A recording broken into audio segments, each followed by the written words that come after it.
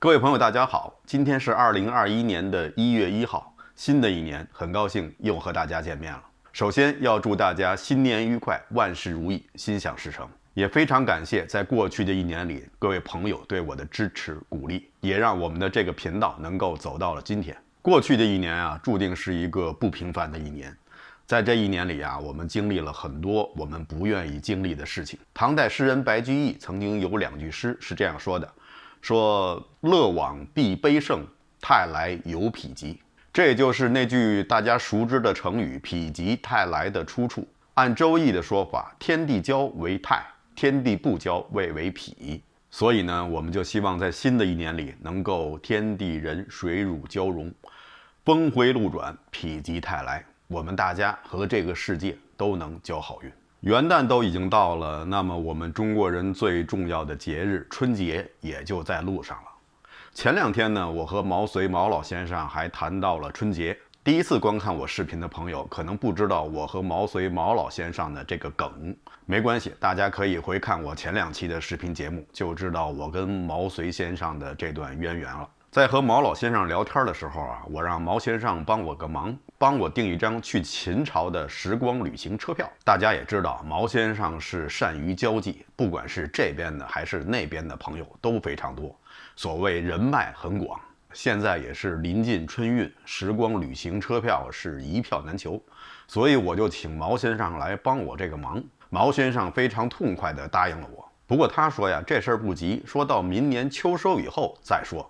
我说那怎么行啊？现在按阴历来说已经是进入腊月了，离正月没多长时间了。毛先生满脸不屑地看着我，又捋着他那5根长髯说了一句：“没知识，真可怕。”说你岂不知秦朝的春节是在10月份，而不是在正月吗？听了这话，我才恍然大悟。我们现在的春节是在正月初1，但是在秦朝的时候呢，春节是在10月份。那什么时候才从正月份开始算春节呢？那要是在公元前的104年，是汉武帝时期，才确定了正月作为春节的月份。正月初1是春节的开始。其实最早在夏朝的时候也是在正月份，后来到了商朝就改为了12月份，周朝又改为了11月份，到秦朝又退了一步，退到了10月份。和春节有关的话题很多，今天呢就想跟大家简单的聊聊古代的人是怎么过春节的。在说春节之前呢，我想用最简单的2句话来总结一下我们前几期节目谈到的秦国和秦朝。《大秦赋》这部剧呢，应该已经播完了。很多人说呀，《大秦赋》这部剧是在为秦始皇洗白，为秦时的暴政洗白。秦王政在这部剧里变成了一个有情有义的人。在剧中，太子丹到了秦国以后，秦王政还顾念着他们少时的情谊，对太子丹呢还是非常的友好。这一点就和历史中的记载是非常不一致的。在历史上非常明确地说，燕太子丹到了秦国以后，秦王政对其不善。很可能这也是最后导致燕太子丹要不惜一切代价行刺秦王政的原因。对于秦始皇建立秦朝的过程，秦迷的作者李开远先生有一句话，我觉得说得很精辟。他是这样说的，说秦朝的建立是顺天理，逆人心。因为顺天理，所以他能够统一6国；因为逆人心，所以他2世而亡。对于一般百姓而言，秦朝绝对不是一个生活幸福的朝代。所以我听毛遂先生说，去秦朝的车票是比较便宜的，而且大部分都是单程票，因为去了以后不一定能回得来，不是死于战乱，就是死于过重的赋税。秦人是在每年的10月1日开始庆祝春节。他们庆祝的方式呢，也相对来说比较简单，主要是祭祖和祭祀神灵。他们的这一传统就是在10月份庆祝春节的这一传统，后来就被融入秦人的羌人所继承。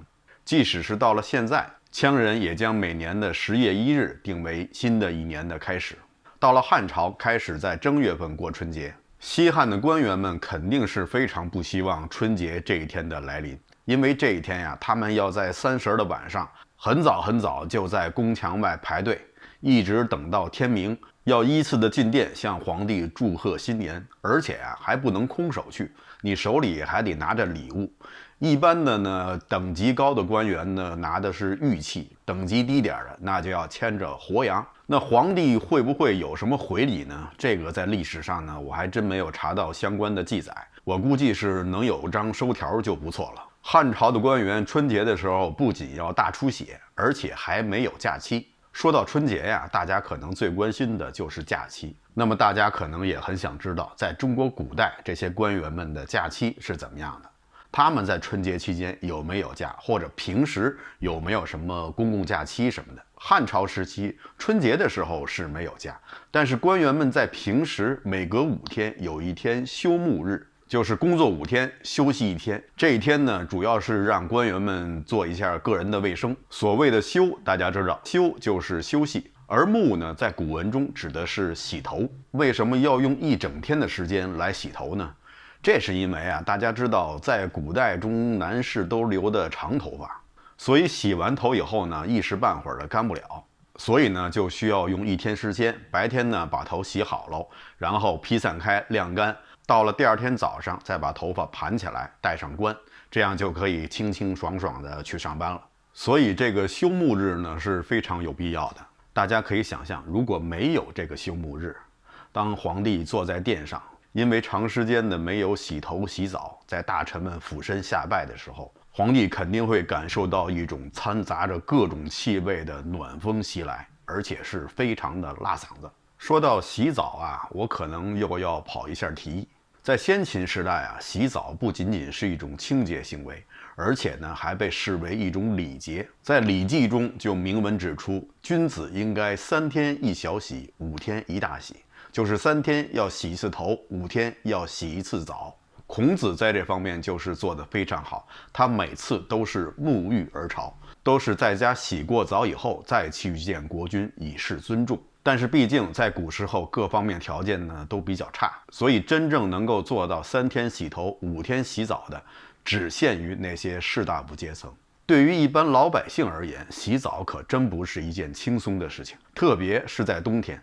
气温低了，家中呢又没有什么取暖设备，所以洗澡的时候呢很容易着凉、感冒、发烧，这些病在那时候也可能就是致命的。而且古时候也没有自来水，都是从井里打水，冬天井水也结冰，所以水就变得更加的弥足珍贵。大家经常说柴米油盐酱醋茶，柴的重要性还排在米之前，而且柴的成本也是非常高。所以啊，要想洗1次澡，首先要把房屋烧得很热，而且呢还要烧热水呀等等，这样一算起来，洗澡的成本就太高了。对于我们现代人来说，几天不洗澡呢就觉得很难受，但是放在古代呢，只好是忍忍了。至于会不会有什么不好闻的气味，那也只能是习惯了就接受了。到了宋朝的时候呢，出现了很多的公共浴池，这样很多人洗澡就变得方便多了。有些名人呢还特别喜欢到公共浴池去洗澡，比如说我们的苏东坡苏大仙人，明明家里头是有浴盆，而且呢也有条件在家里洗澡，但是呢他还是特别喜欢到公共浴池去洗。据说他每次在公共浴池洗澡的时候都是诗兴大发。我强烈怀疑那首不识庐山真面目，只缘身在此山中就是在澡堂子里头写就的。不管怎么说，苏东坡还是爱干净的。和他同时代的，彼此也是惺惺惜惺惺的另外一位政治人物王安石，就是历史上有名的邋遢鬼。关于王安石是如何邋遢的，在我以前的一期关于王安石变法的视频节目中有过非常详尽的介绍，大家如果有机会的话可以去看一看。在南北朝时期还有一位名人也是有名的邋遢，他就是竹林七贤之一嵇康。嵇康身长8尺，风姿特秀，有人赞他说素素如松下风，高而徐隐。大家都知道魏晋南北朝的时代是出美男的时代，大家熟悉的魏介、潘安都是那个时代的美男子。那个时代对男性的审美呢，趋向于中性美，甚至是那种阴柔之美，就类似于我们现在的小鲜肉。那时候的人们呢，也都热衷于追逐美男。比如说潘安驾着马车在街上行走的时候呢，街上的女人就会拥堵围观，而且还往马车上扔一些新鲜的水果，这就是治果迎车这个成语的由来。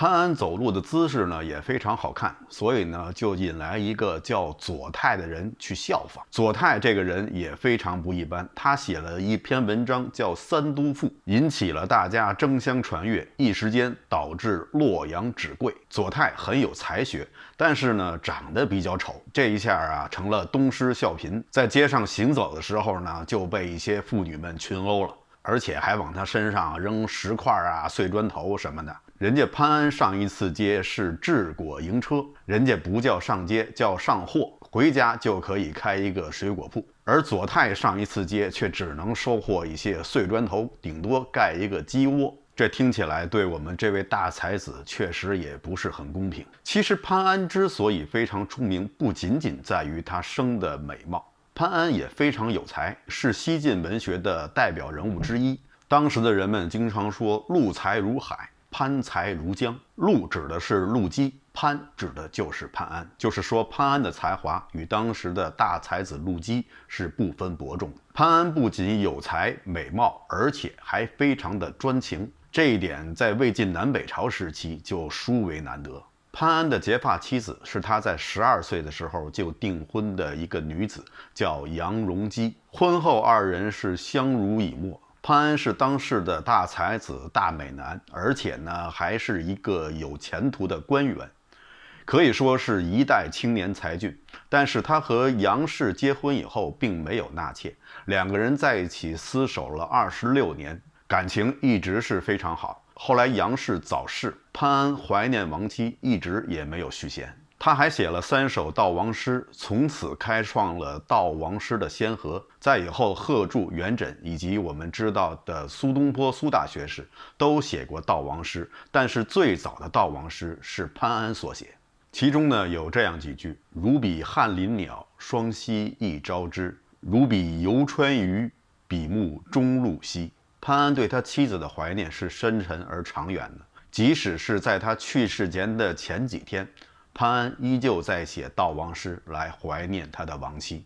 潘安一直追随的是贾南风的侄子贾密。贾南风，大家如果看过我以前的视频节目，一定不会觉得陌生。如果没有看过的话，不妨去看一看啊！一不留神又做了一个小广告。贾南风在八王之乱中被赵王司马伦杀死，潘安被认为是贾南风一党，也被杀害，而且是被灭了3族。刚才好像还在说嵇康，怎么一下就跑到潘安了啊？非常抱歉，咱们再接着说嵇康。嵇康的美是区别于南北朝时期的那种阴性美，它有一种阳刚之美。嵇康最大的爱好是打铁，所以可以想象他身上的肌肉一定是非常的健美。但是呢，嵇康也有一个缺点，或者说算是一个特点，这个人非常的傲世，对礼法也是不屑一顾。而且嵇康还是一个疯狂的动物爱好者，特别是对昆虫情有独钟。为了不破坏他身上为狮子们营造的一个美好的一个生态环境，他宁愿10天半个月的都不洗脸，更别说洗头洗澡了。为了不想惊扰了身上的狮子们，他甚至可以憋着小便不去厕所。其实嵇康的这些行为呢，实际上呢是表示出他的一种态度，是对世人都所遵循的礼教的一种反抗的态度。嵇康一生忠于曹魏政权，不愿意弑司马昭，最后被司马昭所杀。临行前，他弹奏了一曲《广陵散》，令听者动容。从此，《广陵散》绝迹于世。不好意思啊，各位，好像是又跑题了。虽然说现在已经跨入了新的一年，但似乎跑题这个问题是依然存在。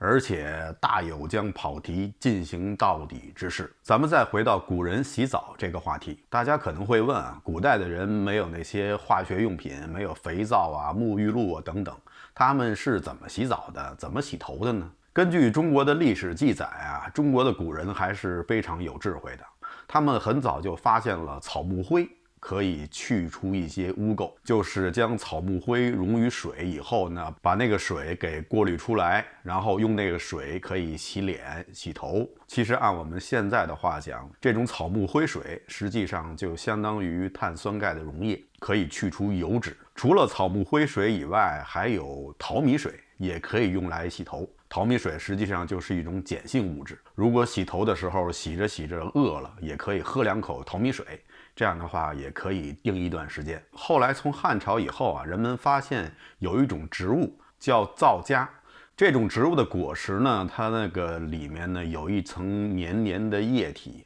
这实际上就是皂物质，用来清洁啊、去污啊，效果非常好。后来古人呢还把这些皂物质呢和一些香料啊、鲜花的粉末啊、珍珠粉啊等糅合在一起，制成了一种东西叫皂豆。这种清洁用品呢，不光是去污能力强，而且呢还芳香四溢，很适合女性使用。除了这种皂物质以外，古人还发现了动物的胰脏有去污效果，所以呢就用动物的胰脏制成了另外一种清洁用品，称之为胰子。就是到了现在，我记得我奶奶还管肥皂叫胰子呢。也许又有朋友问了，那么古人又是怎么刷牙的呢？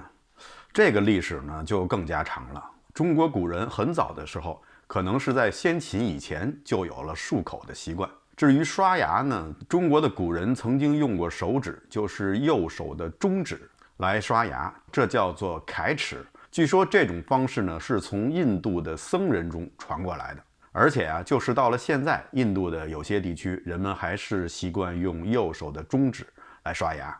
当然了，在西方社会中，把右手的中指赋予了一个特殊的用途，所以呢，在这里我也不能给大家比划一下什么叫做揩齿了。除了揩齿以外，还有一种方法叫揩齿巾，实际上就是用绢帕来代替手指。到了晚唐的时候，据说也是从印度带回来了一种方法，就是用杨柳枝。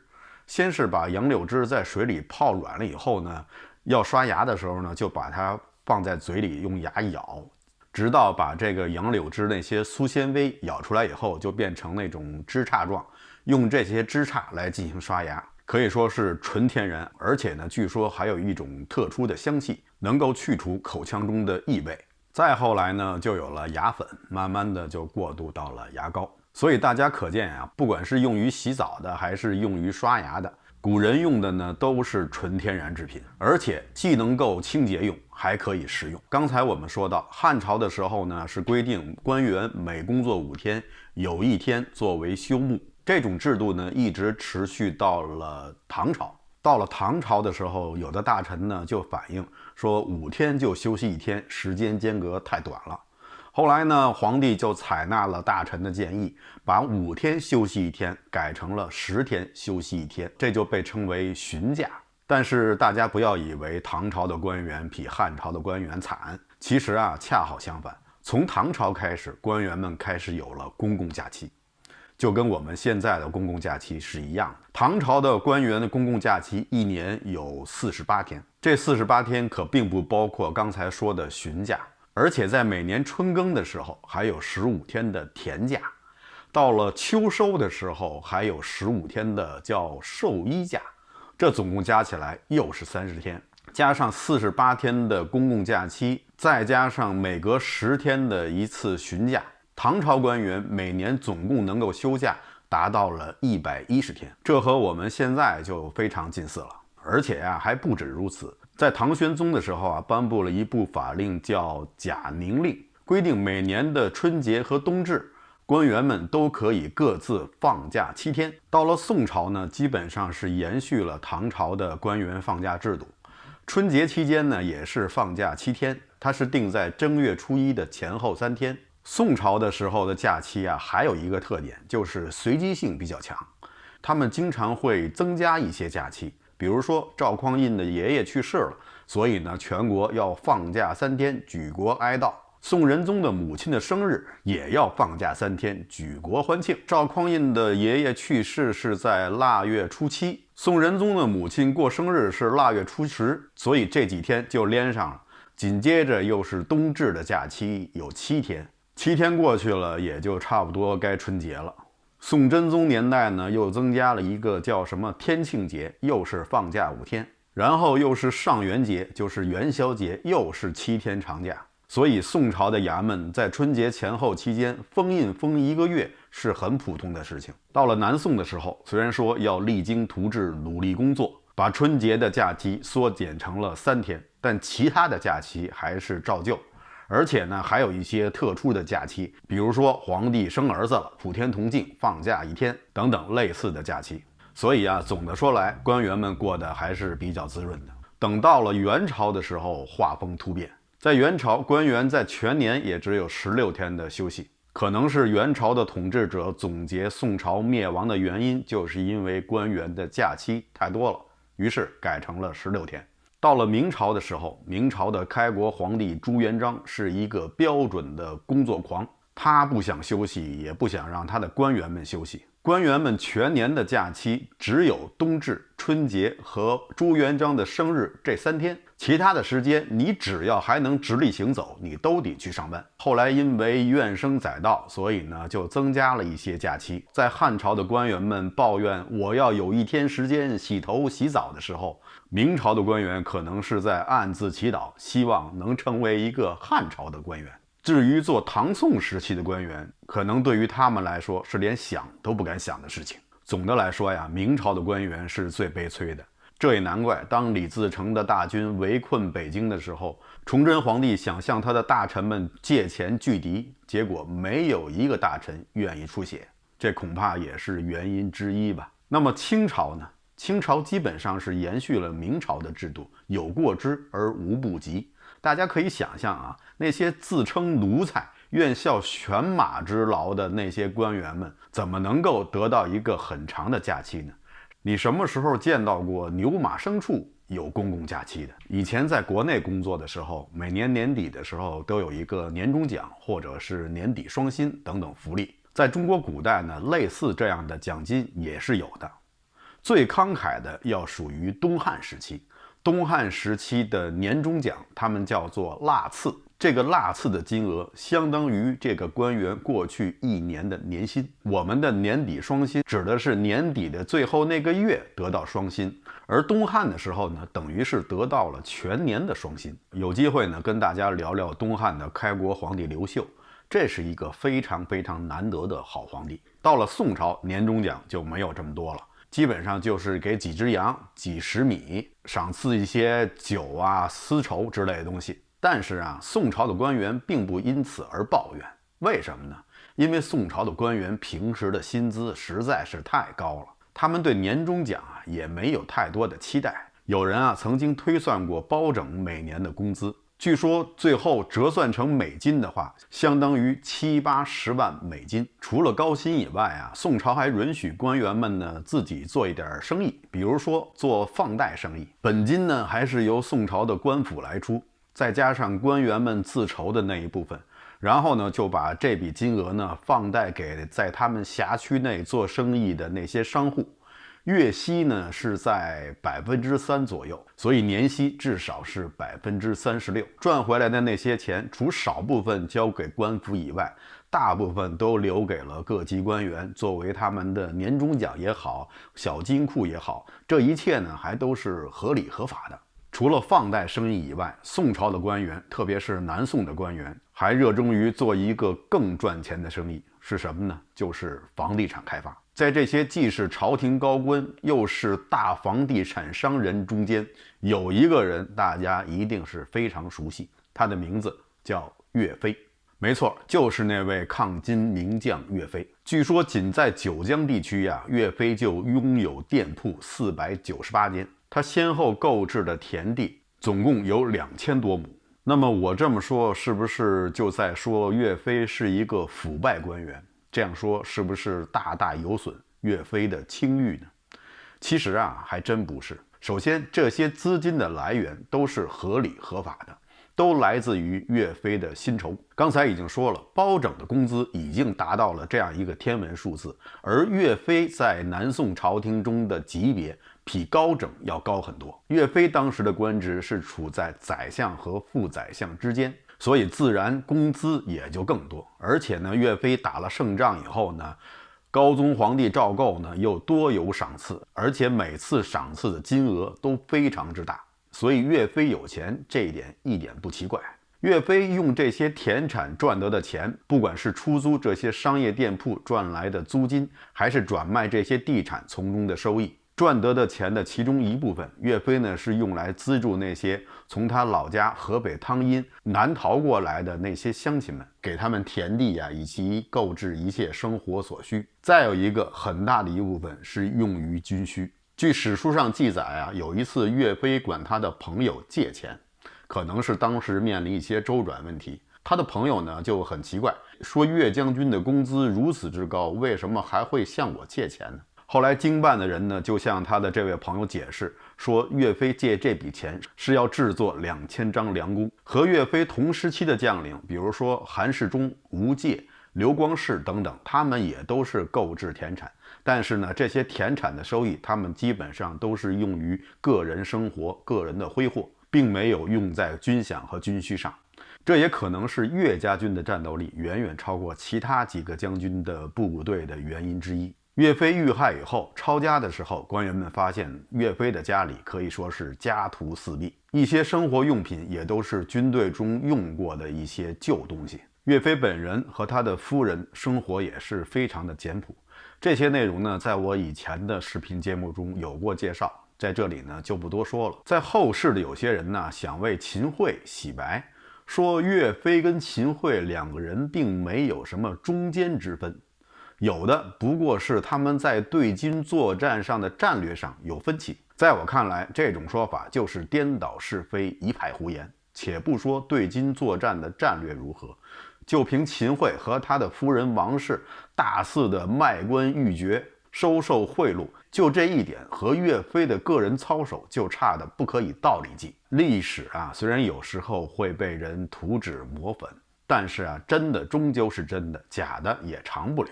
那些涂上的纸、抹上的粉，也经不住时光的洗涤。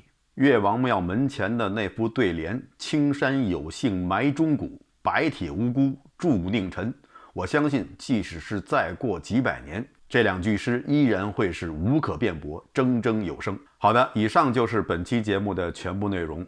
以后的几期节目呢，我想继续和大家聊聊唐朝的事情。最后呢，再一次祝大家新年愉快，谢谢大家观看，欢迎大家点赞订阅，咱们下期节目再见。